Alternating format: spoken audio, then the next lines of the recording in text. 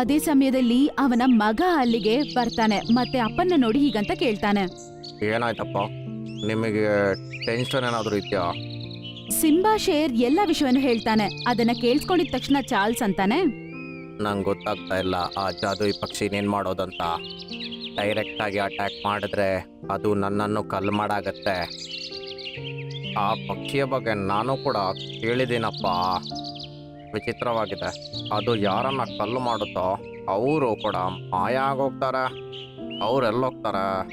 ಇದನ್ನ ನಾನೇನೆ ಸಾಲ್ವ್ ಮಾಡಬೇಕು. ಸಿಂಹನ ಮಗನಾದ ಚಾರ್ಲ್ಸ್ ತುಂಬಾನೇ ಬುದ್ಧಿವಂತದ ಶೇರ್ ಆಗಿರ್ತಾನೆ.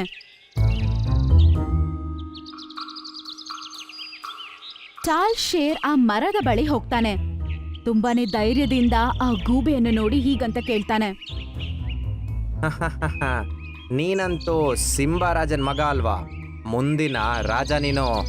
ನಾನು ಕೇಳಿದೇನೆ ನೀನು ಇಲ್ಲಿ ಎಲ್ರಿಗೂ ಪ್ರಶ್ನೆ ಮಾಡ್ತೀಯಂತ ಮತ್ತು ಅವರನ್ನು ಕಲ್ಲು ಮಾಡ್ತೀಯಂತ. ಏನು ನಿನ್ನ ಪ್ರಶ್ನೆ ನನಗೆ ಕೇಳು. ನೀನಂತೂ ನಿಜವಾಗ್ಲೂ ಸಿಂಹಾನೇ. ಮಾಯಾಗೂಬೆ ಆ ರಾತ್ರಿ 2 ತೋಳಗಳ ಹತ್ರ ಏನತ್ರ ಕೇಳ್ತೋ ಅದನ್ನೇ ಕೇಳತ್ತೆ.